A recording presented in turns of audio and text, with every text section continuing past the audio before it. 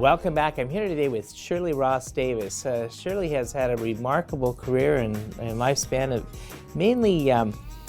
You have 4 kids, and why don't I just start with this interview of having you, start with the early part of your career and with family, and then why don't we bring it up to the current where you're at now? Well, I started. I was married, and 6 months later, I ended up in Indochina, in Saigon, as it was called in those days. And we were the 13th and 14th Americans to live there. But Americans are do-gooders. So there was a woman, an older woman, who said, well, we must do something. We few women will go to the hospital and we'll take, it sounds silly, we'll take lemonade and our good cheers. And so we did. But what was extraordinary for a young American woman who had not been anyplace, it wasn't Hemingway. There were not beautiful nurses and white sheets. There were men at this time. The French were fighting the Viet Cong, and they were on mattresses, and they were hurting. And I thought, good heavens. So I zipped my mind and said, all right, this is lemonade time and good cheer. And that was my beginning experience in Indochina, but certainly not my ending, because we had to live in a very small confine for safety. And if we heard, we were the first not in or the last out of anything, because there were always the reality of hand grenades. It took me 6 months after I left Saigon. If I heard a car backfire, I thought, jiggers, it's possibly a hand grenade. So that was the beginning of living abroad. And then we went to Paris, which was just, Paris was full of food and laughter and signs saying, go home, Yankees. But across was the British, who had almost nothing. So the contrast was very strong. And then because my French-American husband wanted to leave Paris because we were entertaining as the Frenchman, head of the AIU, he did not speak English, and there were all these people coming through Paris. So and George Freeborn, my husband, decided that we'd have to get out of there, because otherwise he wouldn't be able to do a job. So we went back to the Orient, and we lived in Hong Kong, which was very flavored by people leaving, because it had only been about a year since China had closed. And so it was fascinating times to be there. The Flying Tigers were there, and Earthquake Magoon was there, and it was so it was very colorful time. And then we came back to America, where I had 4 children. My husband became ill, and he died. And I thought, how am I going to get these children to school and not be in a 9-to-6 job? I just with the 4 kids and your husband passing, what were the age range of your kids? Oh, the youngest was 7. Okay. And the old 7, and then 10, 11, and 13. Okay. So I decided that I could cook better than anybody else. Nobody else told me this. I had no schooling. But all my girlfriends in the village of Woodside came to my school. And this went on for a couple of years, and I did a little TV example, which was very clever but too early to be used, and illustrations of food for large amounts of people. And as Ampex, George Roberts was the head of Ampex, and he had a heart attack. And he loved martinis and mashed potatoes and red meat. And all of a sudden he was confronted with this, what he said, an unedible food. So he called me in and he said, I want you to create menus. I want to send you through all the Ampex, and you will show menus that they could eat, so we have food back on the table.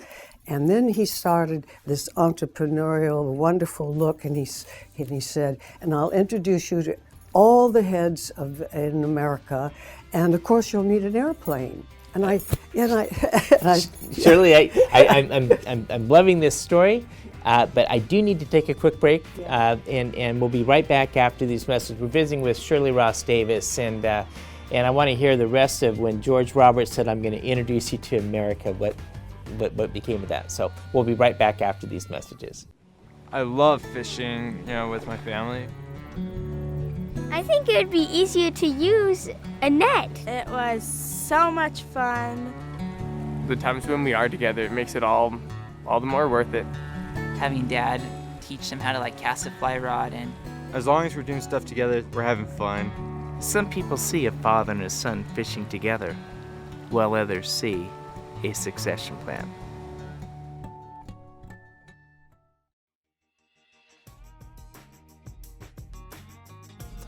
Welcome back. I'm visiting here today with Shirley Ross Davis, and we've been talking about your timeline of life, the remarkable story about first starting over in Indochina and moving out to Paris and Hong Kong, and then landing back in the U.S. With the death of your first husband and four young children, and finding yourself suddenly in a position where you need to keep going on in life, as hard as it was.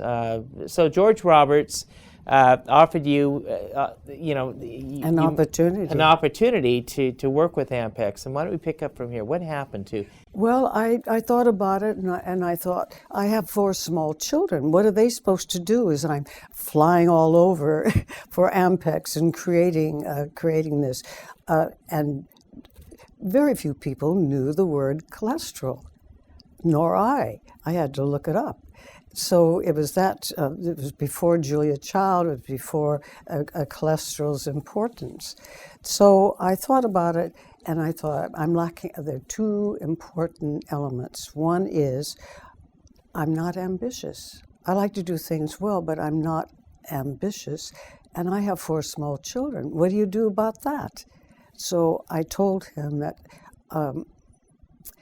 thank you for the opportunity, but I really have my children to raise. I'm their single parent. And I never looked back on that. It was the perfect, I have successful children, I have successful grandchildren, and who knows what would have happened if, because they were dangerous times. There was a lot of marijuana. I even found in the house in Woodside that somebody had planted a garden of marijuana. Well, so anyway, we all survived that. And so then I did interior design, did a few airplanes and a few of this and that. And then I met Tommy, who lived in Woodside, California, as did I. And now that would be Tommy Davis. That's Tommy Davis, partner of Arthur Ruck. Okay? Yes, exactly. Yeah. And Tommy said that, and it's hard to imagine now, but there was a time that Arthur and Tommy, in an empty office, were on the floor, no furniture, mapping out what was venture capital, what should it be. And so I wasn't part of the picture at that time, but I remember the story. But so I sold my house, and I said to Tommy Davis, would you like the money? And he said, no, I don't need the money. And I thought, wow, this is the first time in my life I have some money. And we went to New York, he on business, and I was running around museums. And all of a sudden, I realized I had some money. And I went into Marlborough Gallery in New York, and I said, I think I'd like to buy this particular painting by an artist called Helen Frankenthaler, called No Lady. And so and they said, well, I said, but I'm not sure it'll fit on the wall. Oh, it's okay. We'll just send it out to you. A gentleman's agreement. And that was the beginning of my art career. And so Tommy would, I soon ran out of money, and then he would, I would go and look for the art when he was in New York and I was in New York. I would present the ideas on a tray and he would choose. So he didn't have to do the work, and I knew that anything on the tray I would like. And only a couple of times did he say, this is not a good time. And I said, well, there's always another streetcar. So that then began the chapter of collecting artwork. Correct. And you've done a phenomenal job in that area. If anyone that Googles your name can see that you have close tie-ins to the San Francisco Museum of Art, as well as other museums where collections have been assembled and put I've together. given artwork to the De Young and to Stanford, but my main, what do you say? My main caring is for SF MoMA, where I was a trustee for 20 years and was the fourth president of the Collectors Forum, which was the Collectors Forum at SF MoMA. Shirley, I need to take a quick break, Yeah. but I would like to get more into the art collections and the San Francisco Museum of Art and the work that you've done there after we come back. Visiting here today with Shirley Ross, and Shirley Ross Davis, and we'll be right back after these messages. When I grow up, I want to work with very successful people. I want to advise people so that they can pay less tax. Hang out with my clients on the golf course. Fishing. And on their private yachts. They will all be my friends too. I want to work with the VCs who will fund the next Fortune 500 company. When I grow up, I want to be just like my dad. Money won't buy you happiness in life, but we can help take care of your financial affairs so you can focus on what's really important.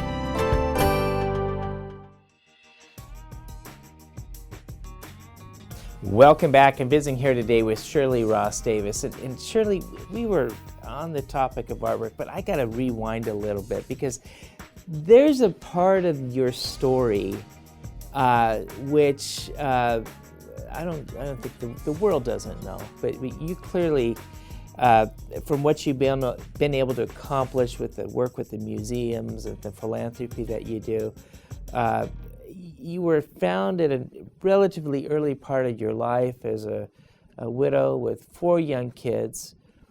You met Tommy, who has had 6 daughters, and so all of a sudden you're finding you're combining the two together. No, not exactly. Okay. Because he was 15 years older Okay. than I, and therefore his first 4 daughters were launched, married, away. So we were friends, but I wasn't raising them. The only one I was raising was his last daughter, Janie, who came, and she was reticent and had street smarts, but she was fearful. And so she came and moved in a funny way in the household with the other 4. But to my children's great credit, they instinctively understood that this was somebody whose wings you hold up because she needed help. And they are now the closest of friends. And this young woman is outstanding. She lives as an American away in France. This is not easy, this separation from your native country. And she lives well with her 2 children and her husband, and she's an outstanding young human. So nothing is over immediately. We grew up, the psychologist saying it's over when they're 6, and I'm here to say it wasn't over when it was 12. Well, And when you were together with Tommy, and then he later He died. passed. Yes. And so once again, you found yourself in a situation in life. Few people find themselves having to go through the death of two spouses, and but nevertheless, you pressed forward, and you were able to make the best of your circumstances. But what did you, with the death of Tommy, what were your thoughts leading to about what you needed to do and what you desired to accomplish at that point? I don't think I thought of that. I just said it onward. Okay. And I was established at the museum, and that gave me a point of view. And I was passionate about collecting, and had listened carefully to the different heads, Henry Hopkins at the old museum, Van Ness, and he had said, go where other people are not collecting. And most people collect paintings. So I collected middle-sized sculpture and drawings. And I listened to other ideas that they had, which helped me because I ended up with whatever I have is quality. And they said, only buy quality, buy the best quality you can. If you can't buy a painting, buy a lithograph. And of course, photography came into in 2008, when things dipped, not also in the art world, I thought it was time to learn about photography and start buying photography. Unlike my dear partner Paul Sack, things have changed, and I'm attracted to color. I think life's in color, so I buy large format photography, and I have some black and white, but it's eclectic. So my collecting is eclectic. I have some paintings, some sculpture, some drawings, some photography. I'm not involved very much my heart's with SF MoMA, and I care about them. I'm less involved with collecting now because I don't like the art world as much. It's less art and heart and more money. So I'm enjoying what I do, but I'm not actively collecting. Now, in addition to art, which you've had a remarkable career, and also giving back and with the museums at Stanford and other organizations, but along the way you decided to get involved with helping the educational needs of children. Can you expand on that? Sure, but I believe that one gives back to their community, and I believe in separating art from other things. The art, I take care of it. I almost think it's not mine. I take care of it, but it's for my community, and not to put it in storage where nobody sees it. And at my death, most of my art will go to different museums. Okay, well, that's if they consider it museum quality. But that also gave me, I sold a major piece of sculpture because I wanted, while I was alive, to create an educational fund for my 8 grandchildren, which is the best gift I can give them. But I didn't feel I could give that without giving to children who didn't have a grandmother who had a sculpture to sell. And so I chose KIP, and I chose Build On, and I gave them an equal, a good size of money to help disadvantaged children. And I'm very involved actively with women's rights, and I believe in all the voting rights of people, and so I don't march anymore. Okay. I don't go to Washington. I don't go to Florida, knocking on doors. But I certainly sign things, and I send money to, well, there's so many causes and all equally good, but I have chosen some that I send money to every year. I've been visiting here today with Shirley Ross Davis, and she has had a remarkable story and a timeline of life, going through the death of 2 husbands, and and having a combined family, but raise your kids, and not only that, but you've also done remarkably well in the process of giving back and helping to build better communities and through the lives that you've touched. Shirley, I appreciate you being on today's show. It was a pleasure.